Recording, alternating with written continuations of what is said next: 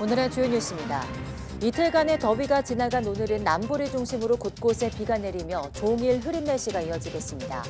낮 기온은 전국 대부분 20도 안팎에 머물면서 더위는 한층 가라앉겠습니다. 산업화 이전보다 기온이 1.5도 이상 오르면 안 된다는 기후변화 맞이 노선이 앞으로 5년 안에 뚫릴 가능성이 크다는 전망이 나왔습니다. 세계기상기구는 지금부터 2027년 사이에 지구기온 상승폭이 1.5도에 도달할 확률이 66%에 달한다고 밝혔습니다. 그동안 담배 광고를 가리기 위해서 편의점 출입문과 유리창에 붙여놨던 반투명 시트지가 제거됩니다. 직원들의 정신 건강과 범죄 방지 차원인데 이를 금연 광고로 대체하는 방안이 추진될 것으로 보입니다. 가루와 액체가 분리되는 현상이 확인된 어린이 해열제 콜데원 키즈펜 시럽에 대해서 잠정적 제조, 판매 중지 조치가 내려졌습니다. 다나젠의 파인큐 아세트펜 시럽에도 같은 처분이 내려졌는데 제조사는 이들 제품을 자발적으로 회수하기로 했습니다. 눈바닥 아래 배수관을 시공하는 대신 벼에 겉껍질인 왕겨를 심어서 물이 흐르게 하는 기술이 주목받고 있습니다. 시공 기간이나 비용을 줄일 수 있고 콩 수확량도 30% 넘게 증가한 것으로 나타났습니다.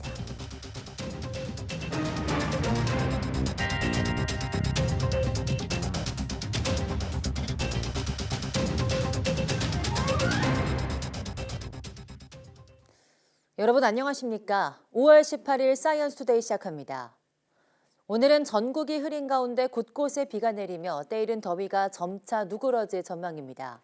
기상청은 남쪽을 지나는 저기압 영향으로 제주 산간에 최고 100mm, 제주도에도 최고 80mm의 호우가 내리겠고 남해안에도 10에서 40mm의 비가 오겠다고 밝혔습니다.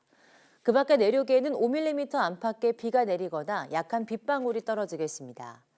흐린 날씨 속에 오늘 서울 낮 기온은 25도, 대구는 22도로 어제보다 4도에서 10도가량 낮아서 더위가 주춤하겠습니다.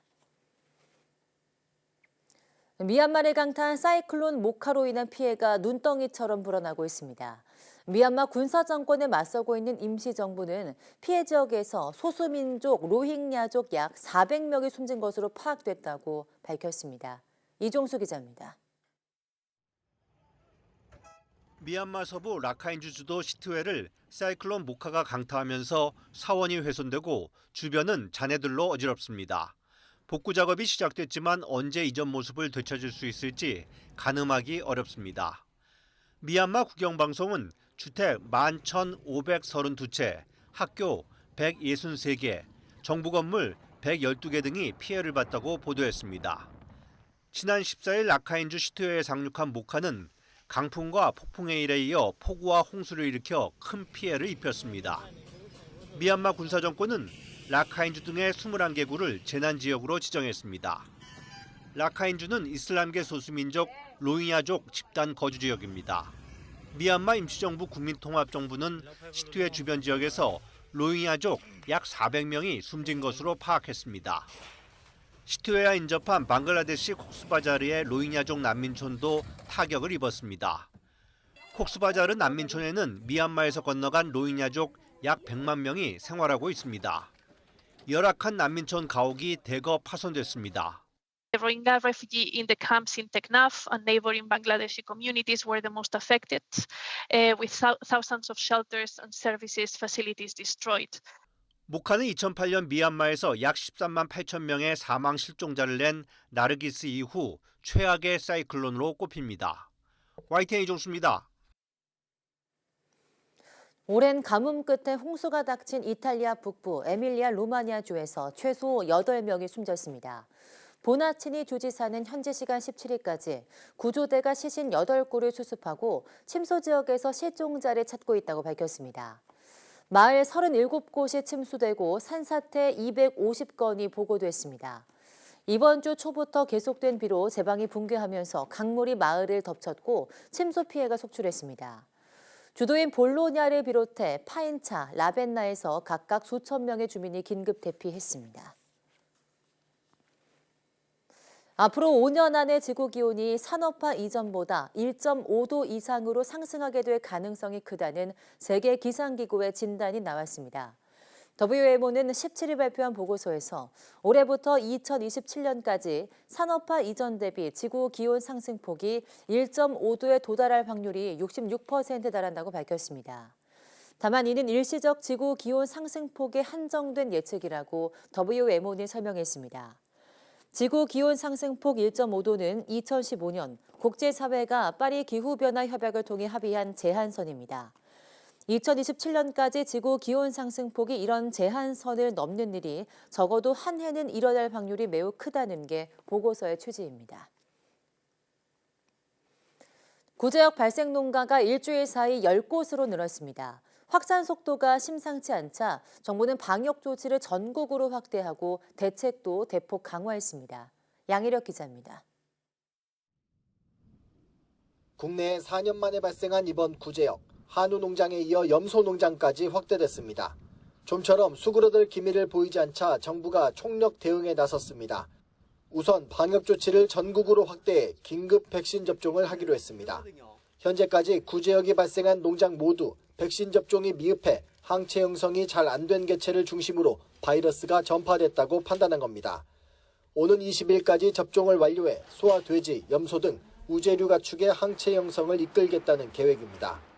특히 접종 여부 확인을 위해 시군별로 공수의사, 축협직원, 가축 방역관 등으로 긴급 접종 확인반을 구성하여 운영하고 백신 항체 양성률 모니터링 검사도 강화할 계획입니다. 백신을 맞지 않은 농가에는 최대 1,000만 원 이하의 과태료를 처분하고 구제역이 발생하더라도 매몰 처분 보상금을 주지 않기로 했습니다. 구제역이 발생한 충북 청주와 증평군을 비롯해 인접해 있는 7개 시군 농가는 백신 항체 형성 기간을 고려해 2주 동안 이동을 제한하고 가축 시장도 폐쇄합니다. 또 수평 전파 차단을 위해 구제역 발생 지역과 인근에 가용 가능한 자원을 총동원해 소독을 집중적으로 실시합니다. 몇 년 동안 발생이 안 되다 보니까 아무래도 조금 느슨한 면이 있었다고 봐요. 각별하게 경각심을 가지고 좀 대책을 해주기 바라고요. 정부는 이번 구제역 바이러스가 해외에서 유입된 것으로 보고 있습니다. 그런 만큼 국경 검역 강화로 국내 유입 차단에도 힘을 쏟기로 했습니다.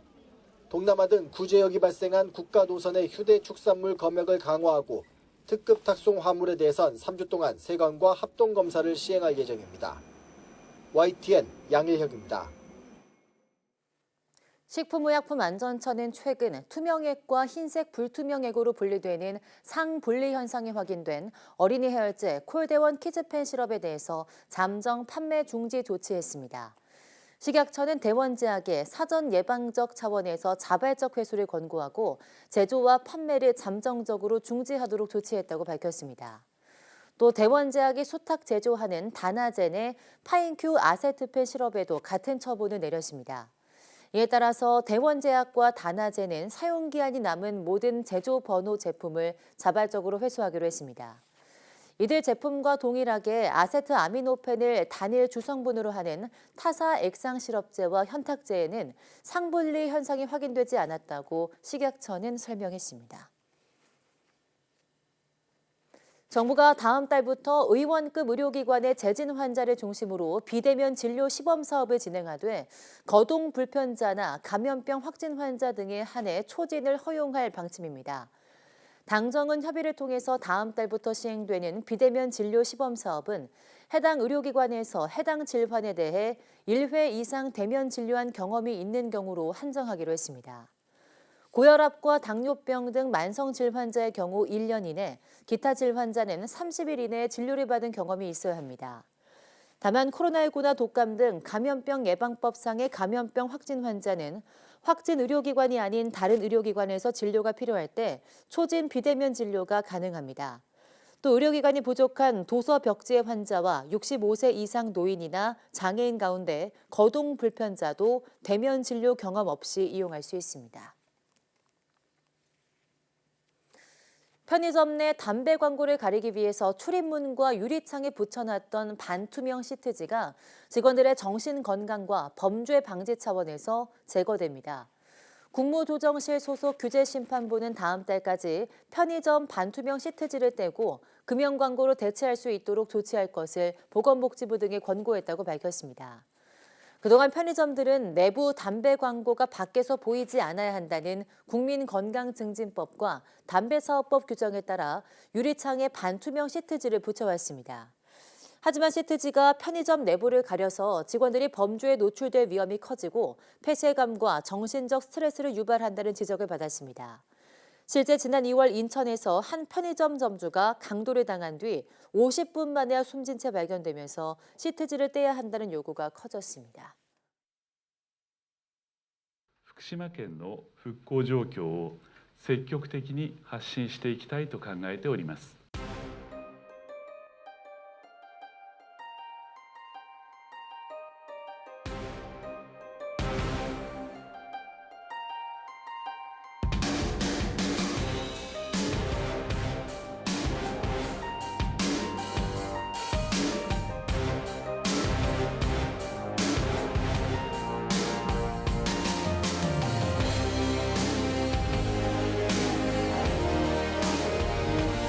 국내에는 방사능 검사를 마친 안전한 생태만 수입되는데도 일본산이라는 불안 심리 때문에 소비가 크게 줄었습니다. 사람들이 시장에 모여야 되는데 나오지를 않아. 거기 그냥 하루 종일 놀다 가는 거예요, 와서 그냥.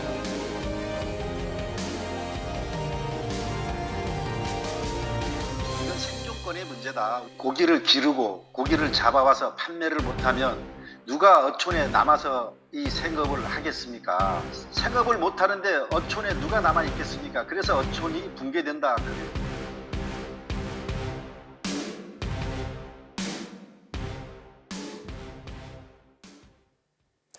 이런 가운데 일본 도쿄에서 시민들의 원전 오염수 방류 반대 시위가 이어졌습니다. 전국 각지에서 모인 참석자들은 오염수 방류는 일본만의 문제가 아니라며 목소리 높였습니다. 도쿄에서 김세호 특파원이 보도합니다.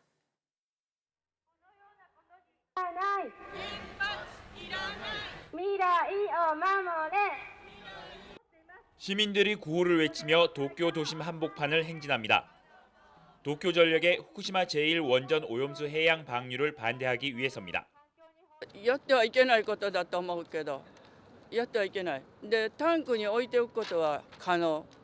もうほとんど増えないので、ほとんど水は増えないので、置いておけばみんなで頑張る印になるじゃないですか. 시위 참석자들은 오염수의 해양 방류는 사람의 손으로 방사능을 퍼뜨리는 행위라며 오염수 방류는 일본만의 문제가 아니라고 강조합니다. 放射性物質の汚染水の排出っていうのは日本だけの問題じゃないし、もちろん福島だけでも問題ではない、世界中の問題なんで、みんなで考えていく必要があると思います。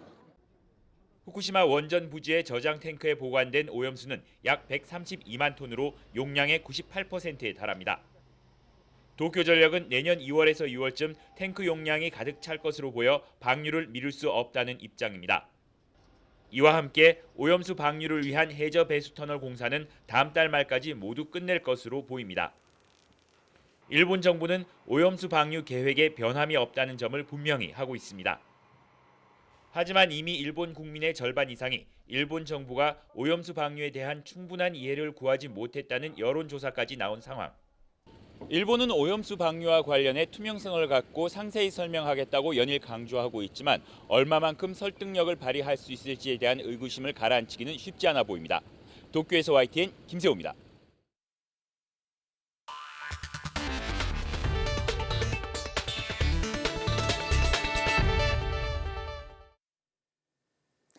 벼농사를 접고 논에 콩을 심는 논콩 논사가 많아졌습니다. 이런 변화 속에서 농업 기술도 점점 진화하고 있습니다. 보도에 김민성 기자입니다. 트랙터가 틈이 벌어진 논 위를 지나갑니다. 무언가를 들이붓는데 가까이 보니 벼의 겉껍질인 왕겨입니다. 논에 바짝물을 심기 전 물 빠짐을 좋게 하는 땅속 배수 신기술입니다. 논 밑에서 압축된 왕겨 사이사이로 물이 흐르게 하는 원리입니다. 땅에 배수관을 묻는 기존 작업 방식은 공사 시간이나 비용이 만만치 않았습니다. 기존 굴착식 방식보다 시공 기간이 일주일에서 이틀 정도로 줄어드는 반면이 있어서 시공 비용이 한 4분의 1 정도 저렴한 편이 있습니다. 한 번 시공하면 10년 넘게 기능이 유지됩니다. 완겨의 탄소 비율이 높아 잘 부패하지 않기 때문입니다.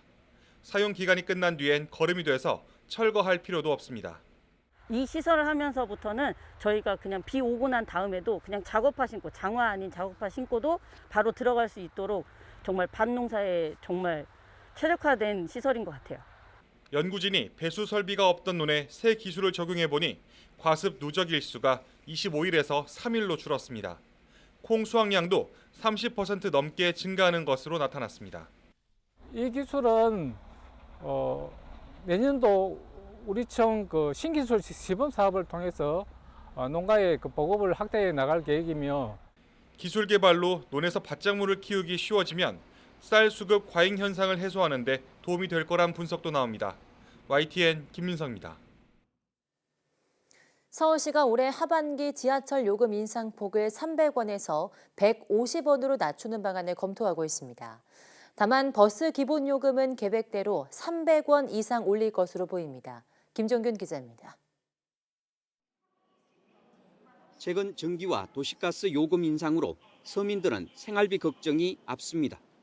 더구나 올해 하반기에는 지하철 등 교통요금 인상도 예고돼 있습니다. 교통비가 상당히 부담이 되고 있는 상황인데요. 그 시점에서 지금 더 오른다고 하니까 굉장히 하반기가 걱정이 되고요. 부담이 됩니다. 서울시는 당초 지하철 기본요금을 300원 올릴 예정이었습니다. 하지만 서울시와 코레일 등 관계기관 협의 과정에서 물가 부담을 우려해 하반기 150원만 우선 올리는 안이 논의되고 있습니다. 나머지 150원은 추후 인상 시점을 다시 조율하자는 것입니다. 내년 총선을 고려하면 추가 인상 시기는 내년 하반기 이후에나 될 것으로 보입니다. 다만 버스 기본요금 인상은 당초 계획대로 하반기에 이뤄질 전망입니다. 인상폭은 간선과 지선버스는 300원, 광역버스 700원, 마을버스 300원, 심야버스는 350원입니다. 서울시는 다음 달 열리는 물가대책위원회에서 최종 교통요금 인상안을 확정할 예정입니다.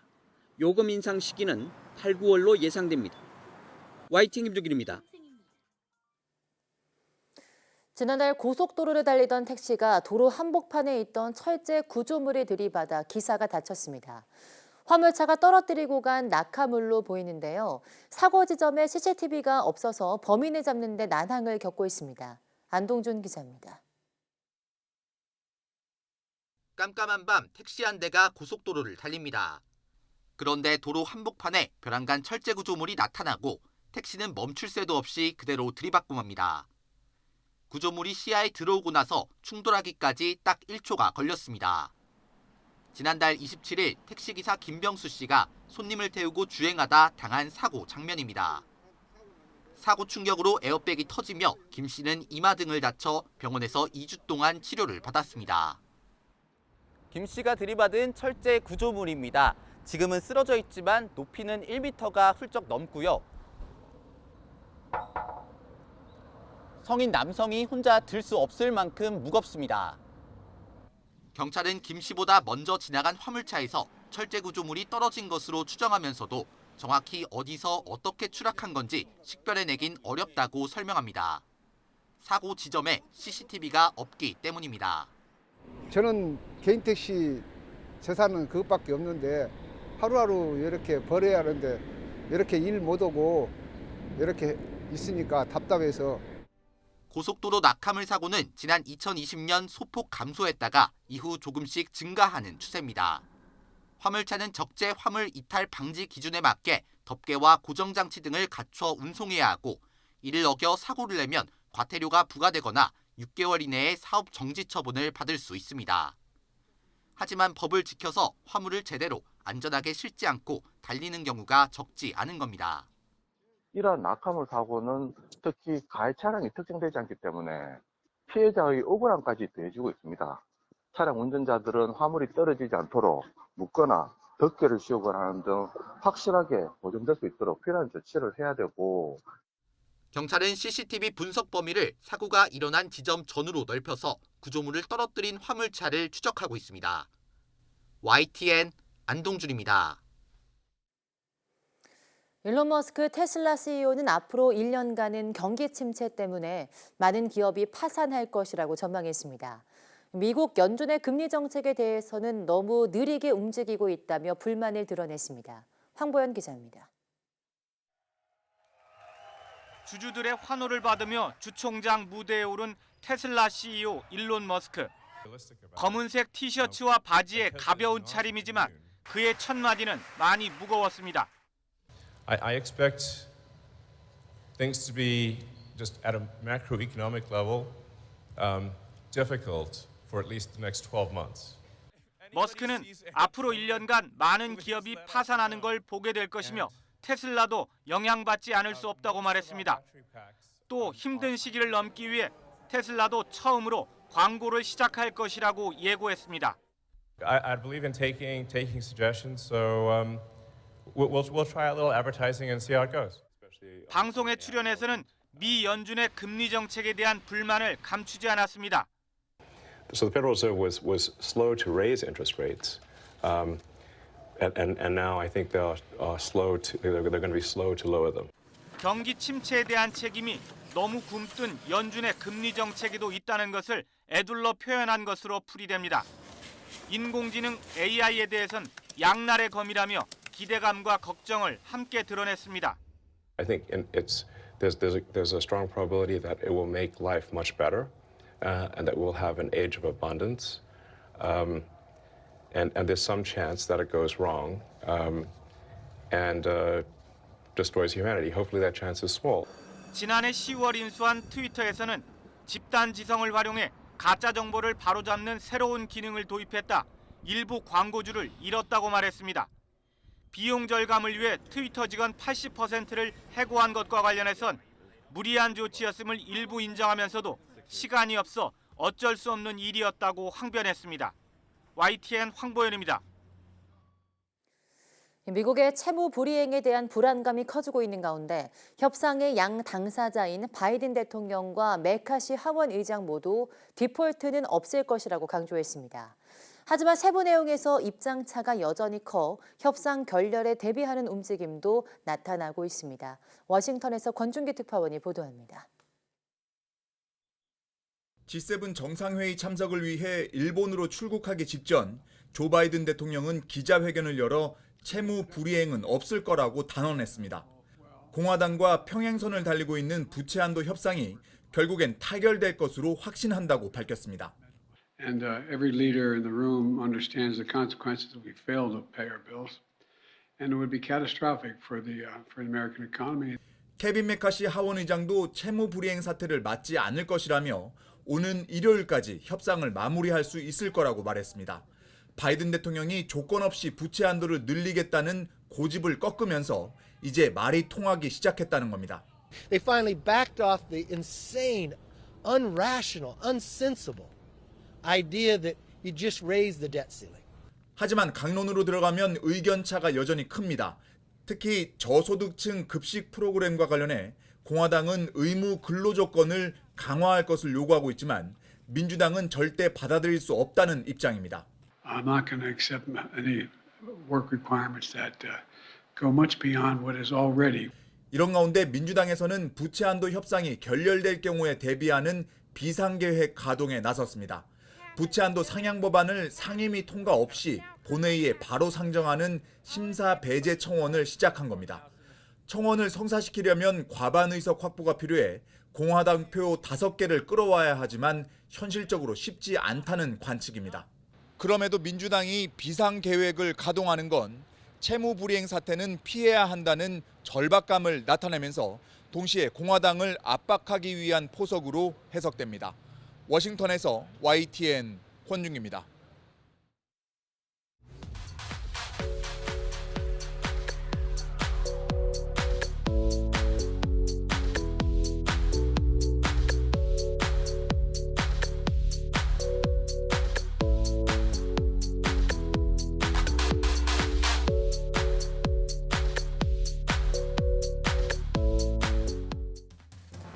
지난 3년 동안 이어진 팬데믹으로 각종 모임이 줄고 홈술과 혼술이 늘어나면서 와인의 인기가 급부상했는데요.